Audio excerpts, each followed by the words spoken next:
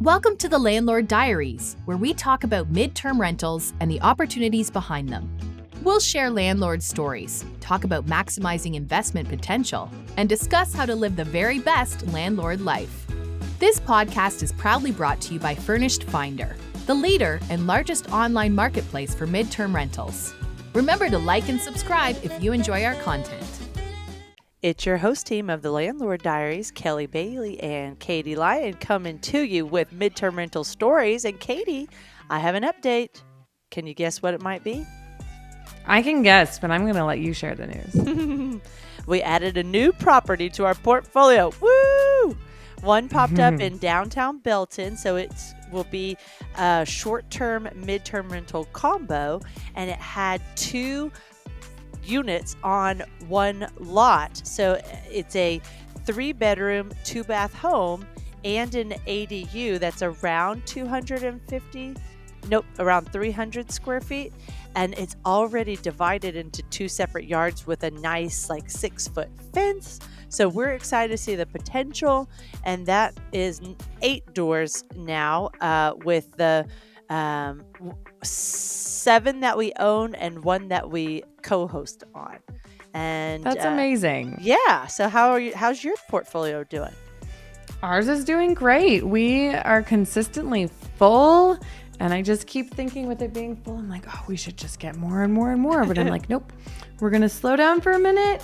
We're in the phase where we're going to get all of our systems set up and try to see what we can automate and, getting everything as solid as you can, because as you get bigger, those things get more important. So, but I love it. I love the fact that we get to not only talk about midterm rentals, but we also get to live the midterm rental landlord life. So does Susan, who we talk about today. And Susan also does what you were talking about with this new property, which is the short-term midterm rental hybrid.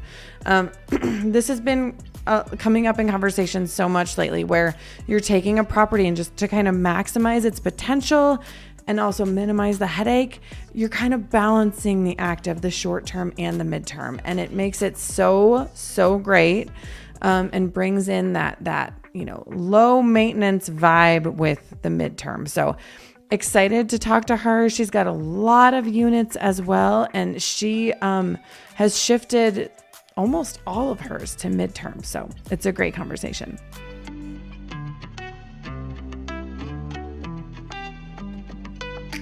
Susan Kienitz is a midterm rental investor in Long Beach, California. She has 9 rentals total, including an 8-plex that her family has owned for 25 years or more. She has converted 6 of these units to midterm rentals and will educate us on her journey today. Susan, thanks so much for being with us. How are you? Thank you so much for having me. I am so excited to be on the Landlord Diaries. So when we ventured into this great vast world of something different than long-term rentals, you guys were one of the first podcasts I found, and I binge listened to everything. Oh, yeah. We love that. It's true. And I found so much wisdom, the guests that you would have. I have a whole notebook full of notes that I would take. And you guys were the ones that gave me the courage to say, sure, let's do this. And it happened during COVID. We had 2 girls in college, my mom living with us, and our business basically shut down. So it was a really scary time, and we needed to do something. So this is what we tried with 1 unit that was vacant and have never looked back. Yay! I'm excited to get into it. So in regards to the Landlord Diary, since you binge watched it, we love that. Do you have any favorite episodes or any really big takeaways that you implemented into your strategy? Jesse Vasquez, who you've had on a couple of times, I believe, Yep. was great. Just explaining what a midterm rental was. I had never heard of that. Of course, I had heard of short-term rentals, and that just made so much more sense to us. We have multiple hospitals in our area. We have a university. We have huge technology here. Aerospace. So, the environment was ripe for it. So that was probably one of my favorite episodes, but also the ones about how to set it up. And I love hearing you two talk about how to source items, for it. I have become a Facebook marketplace stalker, uh, and a little bit addictive, I think. It is So, addicting. oh my goodness, I have to turn it off. And my husband just shakes his head like, where am I going now?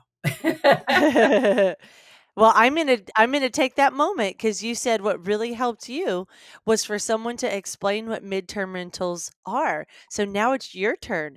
Why don't you explain to everybody what a midterm rental is? Absolutely. So this is what my definition is for us. A midterm rental is any rental for over 31 days. And that's our regulation here in the city of Long Beach. So what we do is we furnish our apartments completely. That means all furniture, all linens. We overstock the kitchen with anything that they could need. And because we're near the beach, we provide all the beach toys and things like that. And then we list this unit on Furnished Finders, and we try and find, usually 60 days is our average rental, but we've had as much as 6 months, and sometimes longer. We do, a lot of people hear midterm rentals and think of traveling nurses. And we've had a few medical professionals, but what we've had a lot of is people remodeling their house or damage to their apartment or their house where they're staying. We've had older couples who come to the area to visit kids. Um, and will stay 1 or 2 months to visit this set of kids before they head off to somewhere else. Uh, just a wide variety. Interns during the summer. Boeing and Rocket Labs and a few other companies will offer um, uh, housing allowances. So they find us, just a big variety. And I have to tell you that the quality of people that we've gotten are just fabulous. We love our guests. We get to know them. We're at the property quite often, and no complaints. In fact, it's actually very exciting. Katie, I don't think we even need to be here today. I think that For Susan's got real. this all on her own. We can sit back and Yeah. have a cup of cappuccino and listen to Susan all day long. I mean, sounds good to me. I don't know if Susan, our listeners would like that, so I'll let you go ahead with what your first question. yeah, Susan, it's my favorite go-to question. Tell us about your portfolio and how you grew it to what you have it at today. Absolutely. So, as Kelly mentioned, we've had this 8-unit apartment building in our family with my in laws for over 25 years. It has always been long term rentals. It's 2 blocks from the beach in Long Beach in an area called Belmont Shore. And like I said, during COVID, my husband and I just decided to take a risk and do something else. And it's funny because my father-in-law is quite a bit older now and has stepped away a little bit, but still involved. But we kind of did this on our own secretly. And because we figured, if this doesn't work, we'll flip it back to a long-term rental, no harm, no foul. And of course, it took off. And so then we told him what we were doing. And he goes, I've always thought about doing that, but I've always been too scared to try. So that's how that grew. So now it's an 8-unit building. We still have one long-term renter who just loves the area, loves us. And we're like, no, we really need you to move. But we do operate one of the 2 bedrooms as a short-term rental, which is what is allowed per Long Beach, 1 per parcel. And then we have 6 midterm rentals. So it will be 3 1-bedrooms and 3 2-bedrooms. Then we have a single family home that my husband and I, when we sold our first house about, I want to say 15, 16 years ago, we had enough equity in it that we purchased another house in the same neighborhood and turned it into a rental. Again, a long-term rental. And then it's called the Naughty Whale in Long Beach. It's this great little 3-bedroom, 2-bath house, 2 living rooms. And it's got such a great fenced backyard. So we had an inquiry from Furnished Finders that it was an insurance claim. And the guests found us. And this is what a small world it was. This gal was actually my daughter's speech pathologist in elementary school. So we connected. Oh, how fun is that? It's I'm so convinced everywhere I go, it's such a small world out there. And that's why I love helping people. So they had someone crash through their garage and kitchen, and they were having problems, and their insurance placement company was having problems because they had a very large lab that liked to jump. And I said, I think our house would really work for you. Let's go take a look at it. Well, they are still in there. I think March 31st is their last date, and that will be 6 months. So we have those 2 properties. Altogether, they're probably worth between 4 and 5 million. Now, take that into the caveat. We are in Southern California. So but these were in your family, right? So the house, kind my of, husband and ours, and then the apartment building was in the family. Mm-hmm. that's amazing. And I think forward thinking, what an amazing gift that anyone thinking of now could potentially give to their next generation, right? Absolutely. So our girls who are now flown and grown and done with college, in fact, one's getting married next month. Whew. Congratulations. Thank you. We could do a whole podcast on that. I'm sure. Right? Yes. But Not our expertise, for sure. You've got time. Take your time. Trust me. Yeah. But they've been very involved in when they were long-term rentals, short-term rentals. So my husband and I, in fact, you guys have been our inspiration as well.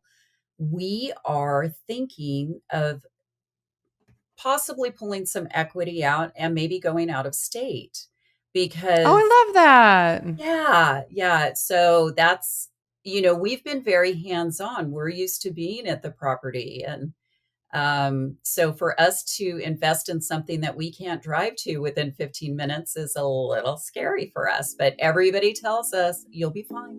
You'll be fine.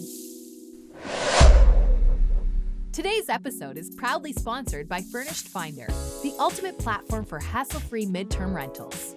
Whether you're a seasoned landlord or just getting started, Furnished Finder has everything you need to find your next tenant. With Furnished Finder, you can say goodbye to booking fees, markups, and commissions, and hello to direct bookings. If you're ready to experience all the benefits renting your property for 30 days or more, head over to furnishedfinder.com where you can list your property for one low annual price. We make it easy to get started. I wonder what percent of midterm rental landlords are local versus long distance. I mean, I think it would be fair to say that the majority, probably the vast majority, are local, but I do think there's a good chunk that are long distance because just like you said, right, the difference in affordability from one place to another. And then especially when you mix in, higher interest rates and purchase prices are still high. Sometimes you have to get creative. And I can tell you from experience, it's not insane, right? It's totally doable. You just need to have your systems in place, right? And you just need to be able to have someone who you can say, hey, can you go check this out for me? And that someone can be a cleaner or a handyman, or for one of our properties, we have a cleaner obviously, but that person who were like, when we were furnishing it, for example, we needed a new bed frame. The bed frame that arrived got damaged. And by the time it was going to arrive, everybody was gone from my family that was furnishing it.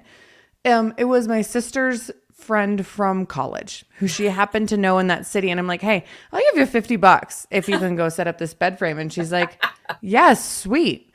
So it's like, you can totally, it's a chance to get creative, right? Yeah. So, Katie, any like quick, easy hanging fruit for since most of your midterm rentals are in Iowa and you live in Denver area, what are some low hanging fruit items of how to get started in out of state investing? Ooh, I mean, I think you have to have your people, right? If you're going to buy, you have to have an amazing agent who is willing to be very upfront with you. And there are things that legally they're allowed to say or they're not allowed to say. Like if you ask a realtor, a professional realtor, like, hey, is this area safe? That's an opinion, and they're not always allowed to divulge their opinion like that. But you can ask different questions like, would you invest here or things like that to get different insights. That's really, really helpful. I think it's also really important to have someone who can just kind of give you a vibe check of the area. Really important to have a great handyman and a good cleaner. Like it's really just important that you have those people on speed dial that you can call.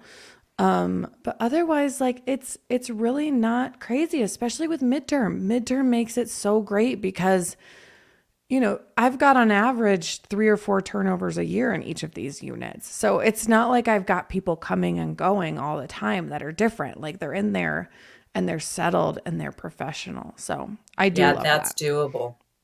Doing a short-term rental long distance is much scarier to me personally. So can I ask the realtor that you use, is it someone that you use locally where you are or in the area that you want to invest?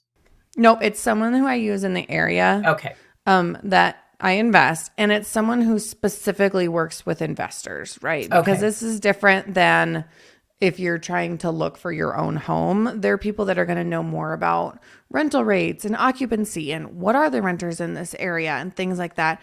And a lot of times, even to these realtors, the idea of a midterm rental is new. They might be used to more like, oh, well, this is, right by the university. It might be a good spot for short term, or this is where families live. It might be good for long term. But they're savvy. So when you explain midterms to them, if they're not familiar, at least from my experience, they catch on very, very quickly. But just having a realtor that understands kind of the investor and the numbers and, because your insurance is going to be different, things like that. It really is a game changer, and you can rely on them, right? Yeah, absolutely. All right, ladies, we are on to our last 2 sections of the podcast, which we've still got plenty time left, so don't worry about that. We're going to talk about Furnished Finder and KeyCheck, and then we're going to circle back with Susan and talk about how she converted those units in her 8-plex from long-term rentals to midterm rentals. So, Susan, what % of your bookings would you say come from Furnished Finder, and how are your midterm rentals doing? I would say about half come from Furnished Finder.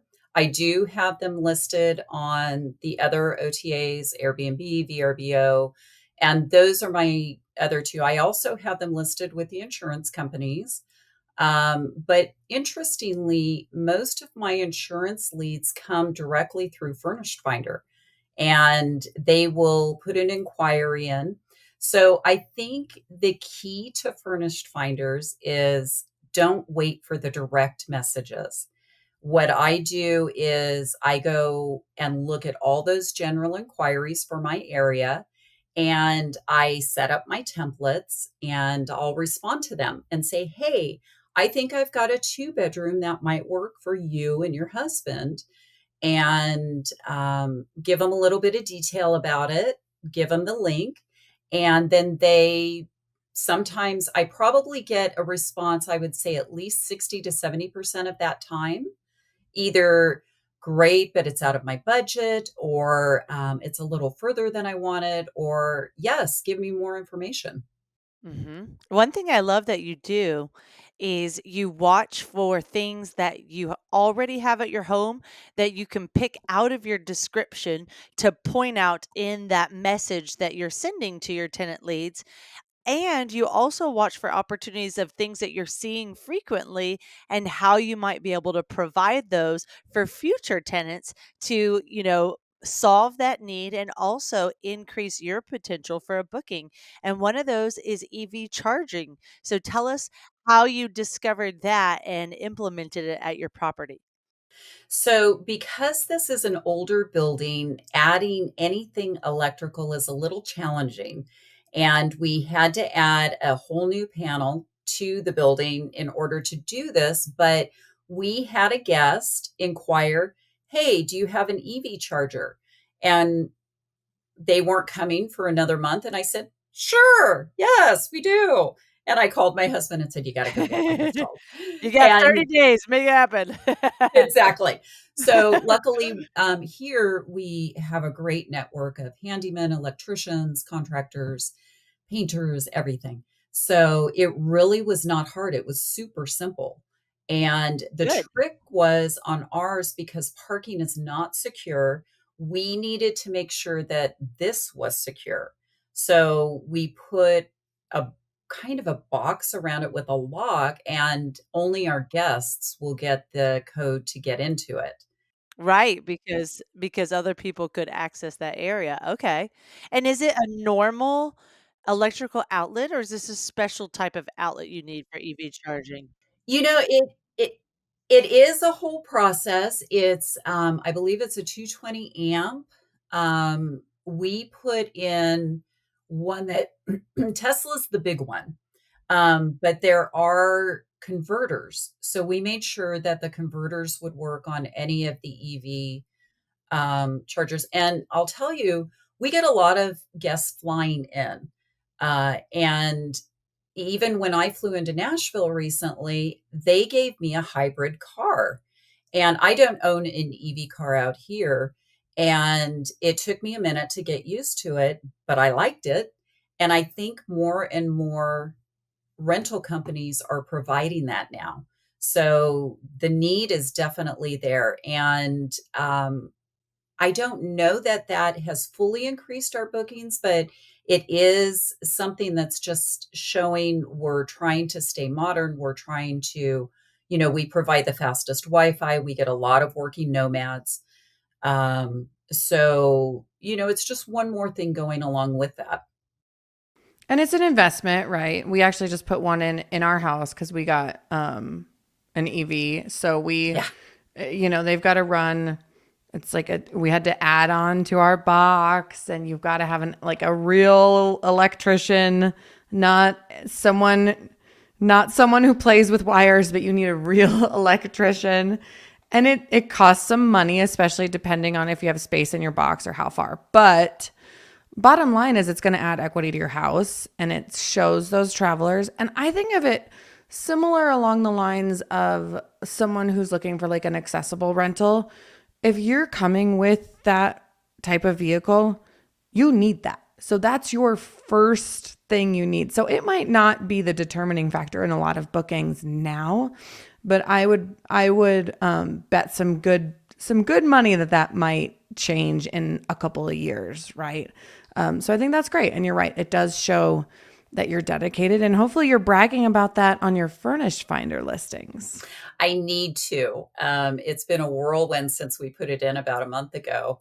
And, you girls have families and things too. So, yes, I do need to brag about that. Yeah. And we're going to be adding one to our single family home as well.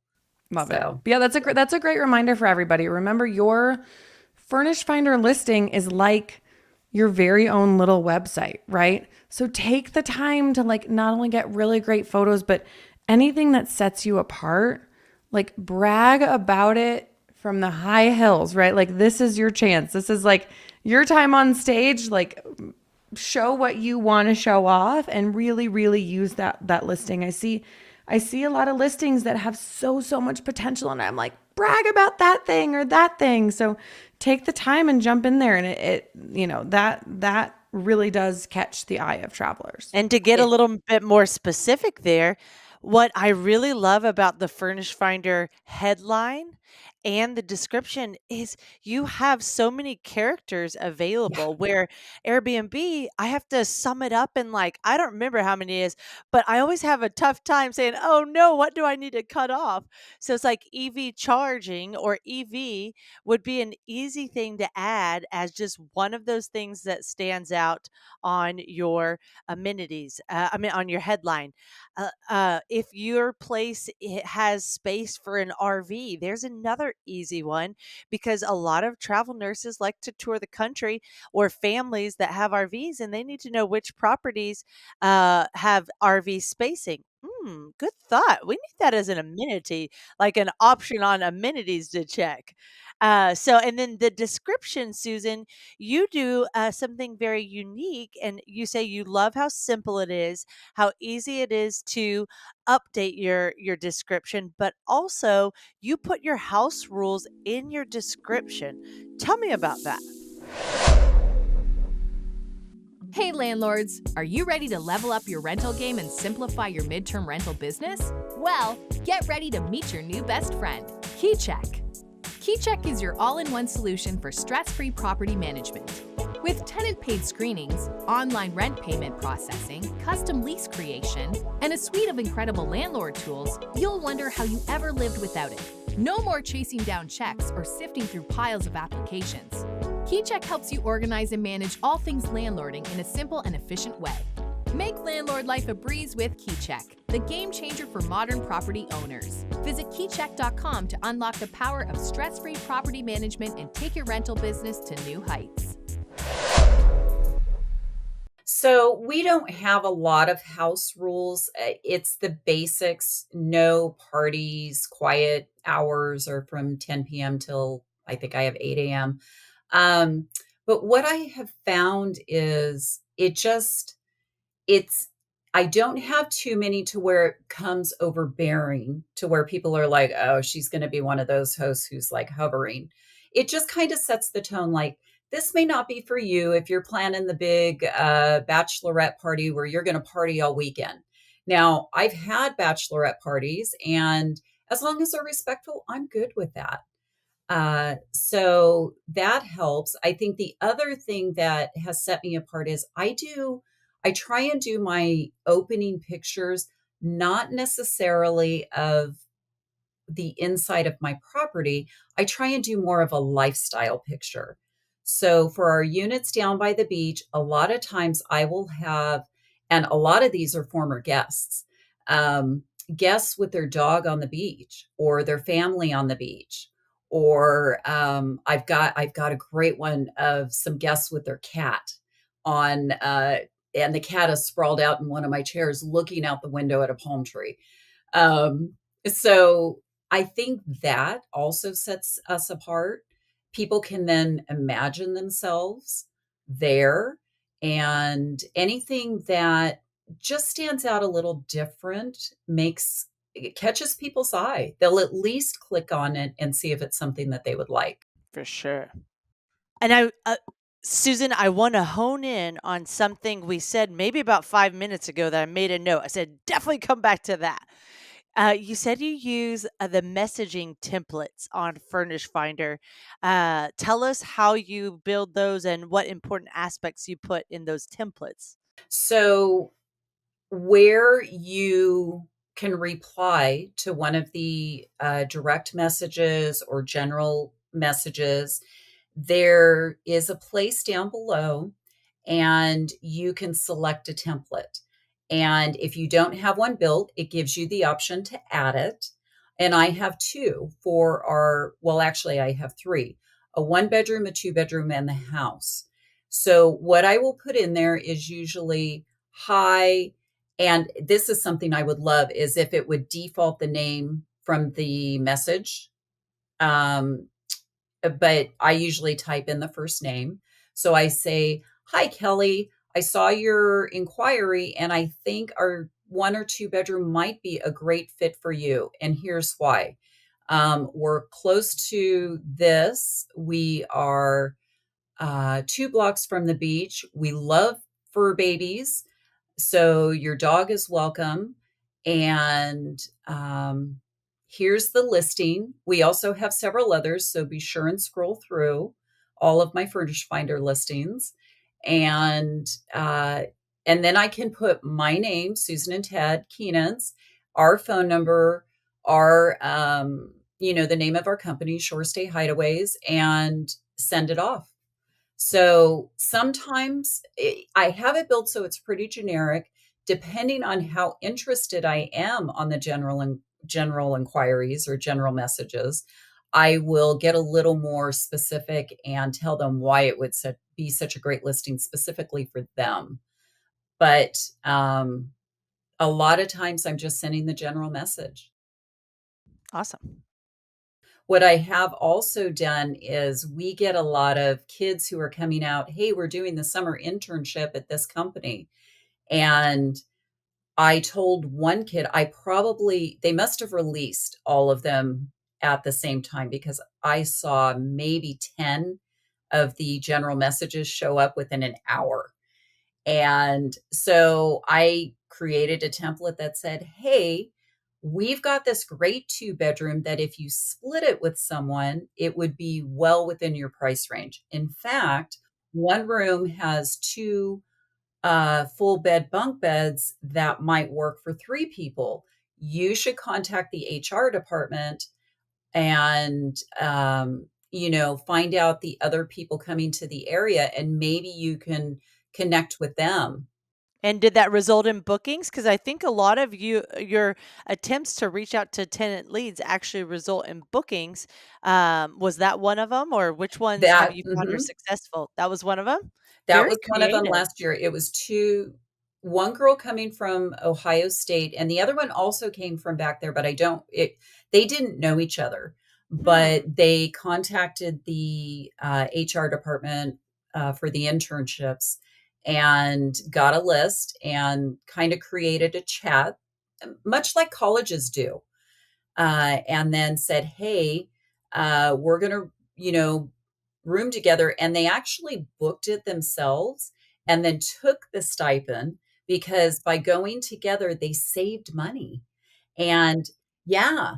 And then that way they each paid, their portion and pocketed the rest. And it gave them money to play or to save or do whatever they wanted.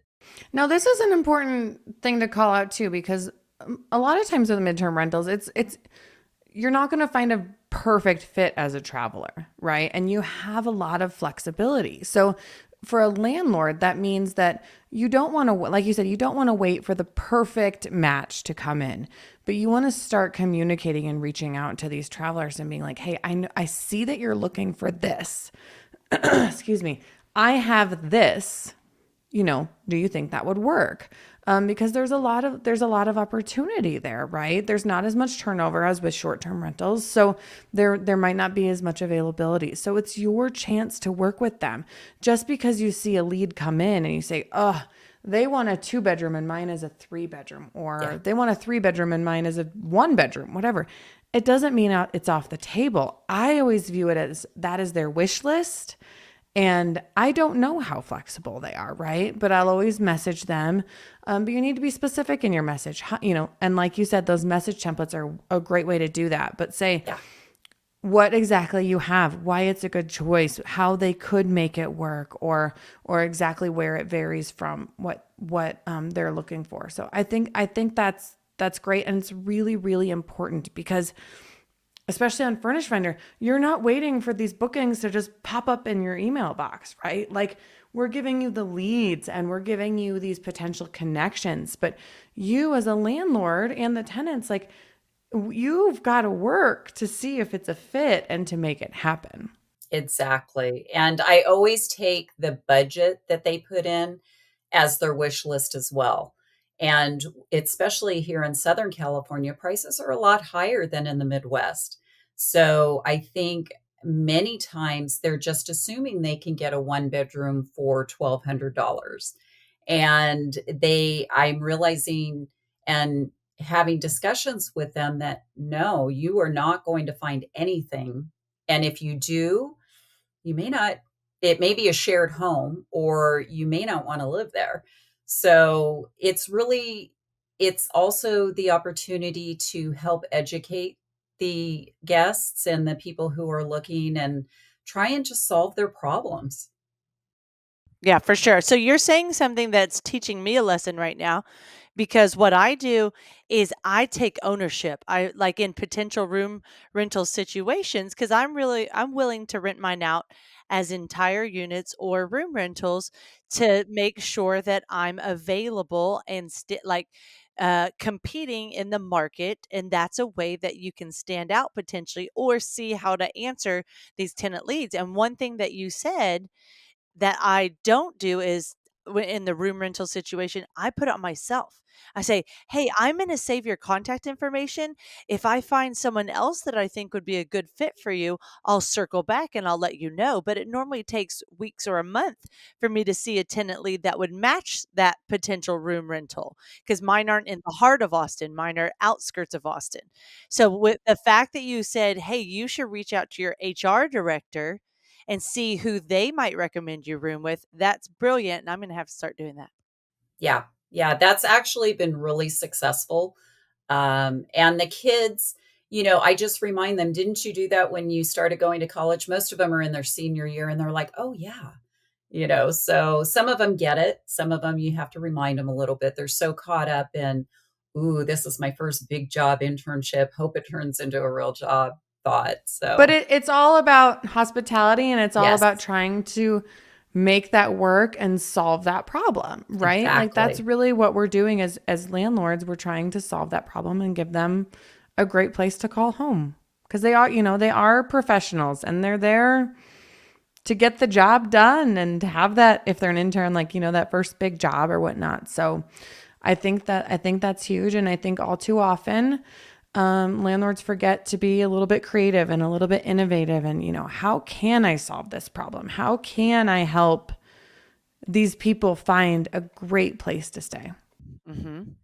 Well, good. We're here to the next part that we gave you a heads up about, because one of the problems to solve that a lot of you ask is, how do you convert a long term rental to a midterm rental? So let's dive into that, since Susan has an eightplex that she enjoyed converting in stages to from long term rentals to midterm rentals, and now has six of the eight operating as midterm rentals and can't wait for the other two to come available to do the same thing. So, what did you love about the converting in stages portion, Susan? The flexibility on cash flow was the number one thing.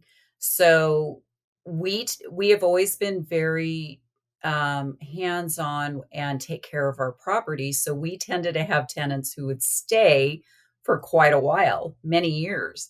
So as they became vacant, we would turn them into midterm rentals and we would furnish them. A lot of times over the past probably 10 years, as they had become vacant, we completely redid the bathrooms and the kitchens and remodeled, brought all the plumbing up to par, brought all everything, was redone, the floors. So really at this stage when they become vacant, it's a matter of cleaning, maybe doing some minor tweaks here and there, but really it's furnishing it. So one thing that we're going back and doing now is anything that has a queen bed, I am switching out to a king. And that's hard to do on some of these beach apartments because the rooms are small. So I've discovered floating shelves next to the bed and lights up on the wall. But I had a guest tell me, because two of them had kings, and she goes, I want to come back, but your king's not available. And I said, tell me what it is about a king. It's you and your husband. She goes, we have a dog. The dog sleeps with us. Or when our grandkids come to visit, they end up in the bed. And I'm like, okay, so it's not just about people wanting more space. It's other people, we all remember when our kids came and hop in our bed. I'm sure you guys are probably still there a little bit. Um, but so we are switching all of those out. And it's been gradual, but we've done it all within the last, well, when was COVID? 2020? 2024. So 3.5 years. Okay, if you're intrigued by the king bed conversation, don't go forget to go back and listen to episode, it's around 77 or 78 with Jake.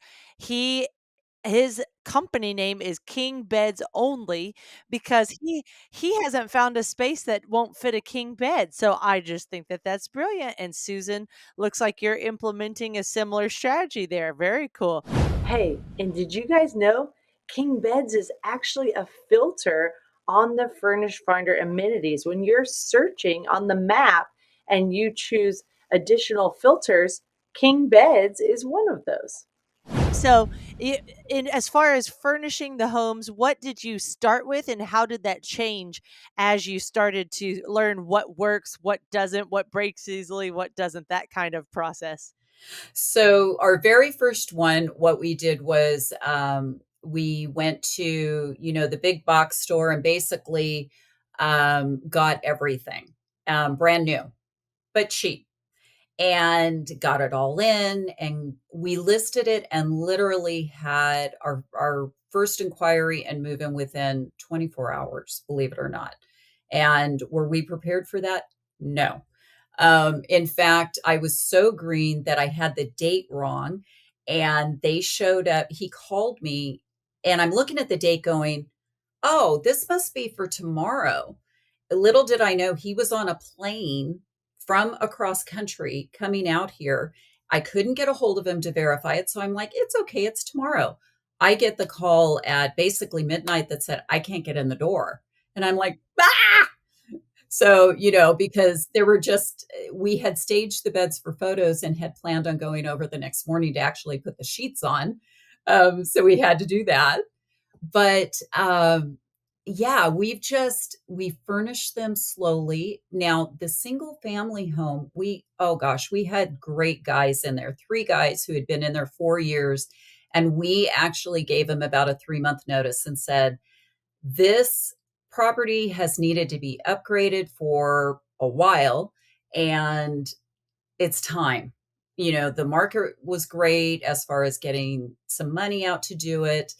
And they were so sad to go. But we completely gutted the kitchen and the bathrooms, put in all new floors, scraped every ceiling, did recessed lighting. So we made this more of an upgraded property. And it took us a little while. It took us 4 months, maybe, between some permitting. There's always permitting and things like that, but it was well worth it. It's I brought missed in. it. Sorry. Is this one of the condos, or is this one of the single family homes? That is the single family home. Okay. Yeah. The condos, apartments are super easy to turn into it.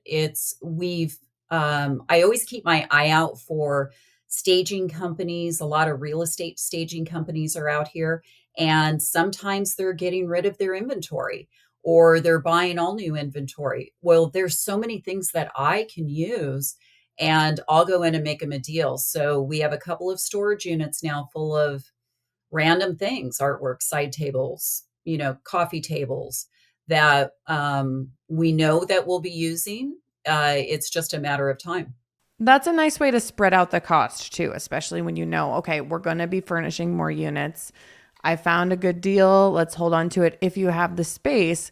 So I think that's great. It's also a good way to get creative with finding those deals, right? And that's going to be market and area specific, but it just goes to show, think outside of the box. I think there's a good and creative way to solve a lot of those challenges. So, all right, let's talk about, I've heard that you use one of your garages to store some of these items and that your cleaners can get in there. So how does that work, and kind of how has that helped you out? So at the apartment building, we have 3 garages. We have 2 of them that we've used for storage during this whole process. We used to rent them out. And what we have found is the guests don't necessarily want or need a garage. So we turned one into basically our storeroom. And we put in shelving. We put in all kinds of baskets labeled with which type of bed they fit. We try and keep our linens consistent through all the apartments for sure, so that all the queens have the same bedding, the same duvet covers, all of that. The kings, the same. And then the bunk beds, I use a little bit different bedding, but they're the same in every unit. So our cleaners then can just continually turn over our linens. We have at least a 3-piece supply for each bed in each unit, because you never know when those turnovers are going to happen. And sometimes they all happen at once. But our cleaner has been fabulous. I had it organized and she went in and just made it phenomenal. So, and it works better for her. And we gave them a key to the garage. And so they go in, they can get into the unit. And then we have a washer and dryer on site. So they will do laundry while they're cleaning the unit. But occasionally they'll take it home and say, "Hey, I'm running late. Do you mind if I just take all the laundry with us this time?" No, I don't mind. We have plenty. So that has been a lifesaver. There's not enough room in each of these units to store the backup supplies. In our single family home, we do have a large closet in the hallway, which has all the backup towels, the backup sheets, and things like that. That has a lock on it that only our cleaners can get. But in the garage, we bought one of those metal cabinets that closes with the lock on the door. And there we keep all the other supplies. We provide laundry detergent, the shampoo, the conditioner, all that type of stuff. Awesome. That's really great. And it sounds like you're giving a huge compliment to your cleaning team, but it wasn't easy to get to that spot. So No. that's one of the big challenges to overcome in the midterm rental space and especially in the short term rental space. What's nice is in the midterm rental space, you can always go spot check until you trust your cleaners, right? Because it's not happening that often. Your each property is averaging 4 turnovers a year. So Dave and I typically go spot check our cleaners and make sure everything's good to go. And I just spot checked one this like within the last couple days, and both beds had to be remade. The one had they had made it with the stain and on the mattress or on the comforter that was right by where you sleep, and they had also put a frayed comforter on the other bed, and it wasn't just frayed in a small spot. It was same idea. It was frayed right there where you would grab and sleep with the comforter. So Yeah. it's important that you're spot checking your cleaners and finding the right team. So you have done so. Tell us about the journey to get there, Susan. When we first started, I went to some cleaners that I knew from the office building that I work at. I still have a W-2 job for now. And that was a mistake because they had told me that they did Airbnb type cleanings or, midterm rental turnovers. They really didn't. They had cleaned houses, but as you know, this is completely different. And that lasted a few months. It would take 3 of them 4 hours, just because they really didn't, they were unorganized. They didn't know what they were doing. So then I went through, I think it's called Turnover. Yes, Uh, Turno BM used to be yep. Turnover B&B, now it's just called Turno. Turno. That's it. Yep. And found a great gal, and she became our go-to person, and she had a team under her, and they were fabulous for a while. And then after about a year, the quality just dropped. She lost some of her top cleaners, and then she was doing some of the turnovers. She was rushing, or her kids were there with her, so we'd find like chip residue on the couch because that's where her kid had been sitting, again, spot checking. And I finally just had to get rid of her. And we happened to run into two gals, they were sisters, who used to work for her. And we had talked to them many times. And we're like, oh, are you still working for this person? And they said, oh, no, we had to leave, about 3 months ago. We're doing it on our own. Really? You were our best cleaners. How would you like to come clean our units?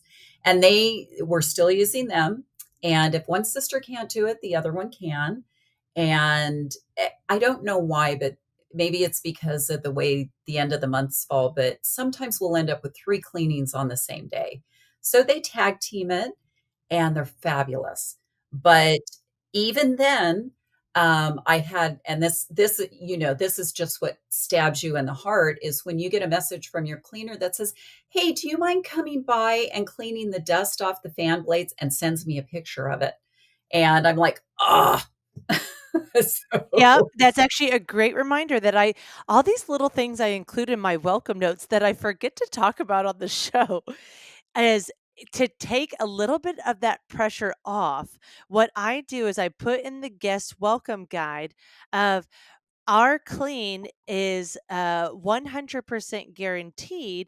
And if you would not rate this property as 5 stars on the cleanliness, then please let us know within 24 hours and our team will come back out and, finish out whatever it is that you notice. So now the ownership's still back on the guest, where yeah. if they want someone to come back and touch it up, then that's available. And so anytime I choose a cleaning team, I always make sure that that's a part of their process, because it is their service that they're guaranteeing.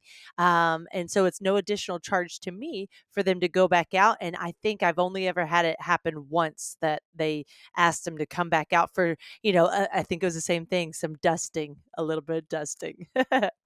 I think it's important too that what you're saying is like, you started with one team or one process and you're evolving. Like we're always doing that as landlords. We're evolving. We're always, thinking, okay, like we tried this and here was the downfall, or here's how it worked. And then let's try this next. And, we're going to have backup cleaners and we're going to have people in layers. The other thing that's nice is, I don't know about you guys, but what I have found consistently is with my midterm tenants, there's so much more understanding. Yes. That even my last tenant that moved in, my cleaners wanted to go take some of the laundry off site to wash it faster at the laundromat versus doing ones. And my tenant was like, can I come in? And I was like, as long as you don't mind that there's no linens yet, sure. And she was like, that's totally fine. I'm a night nurse and I just want to get some sleep. So she's like, I brought a couple blankets. I'll pop one down. I always bring my own pillow. She put it down. And then when the cleaner had cleaned the linens, she tied them up, put them in a bag by the front door. And the tenant was over the moon to make her own bed because she got the chance to get in there and sleep. So it's just so different, like, than STRs with the commitment and the level of involvement. Like they're professionals. So I think that is something that I've always experienced and really appreciated. You're absolutely right.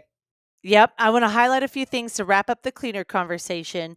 Susan says, like, some ways that you can hold on to your and solidify great cleaners and keep them as part of your team is let them set the price. Um, if and kind of give them that ownership, right? So her two sisters, if a home needs a deeper clean than normal or has extra pet hair, then they come back to Susan and say, hey, this one took a little bit extra work. Here's the price for this one. And Susan honors that because she trusts this team. And going the Uh-huh, other way on that, I just had uh-huh. one where the midterm person left it spotless. Literally, Oh, we just changed the linens, and I think that guest had probably washed them. And she said, Susan, they didn't even touch the second bedroom. And so this one's going to be like $50 less because I didn't have to spend much time in it. So it goes both ways. yep. And then lastly, don't forget to appreciate your teams. Give them praise. Tell them what they're doing well. Don't forget those Christmas bonuses or, whenever you want to give bonuses throughout the year. It goes a long way. So thanks for an awesome conversation about cleaners and finding the right ones. We probably don't talk about it enough. And Katie, you want to wrap us up with a final question? Okay, so Susan, I want to talk about a feature that probably, again, doesn't get enough discussion here, which is our unit feature on Furnished Finder. So you have an 8-plex.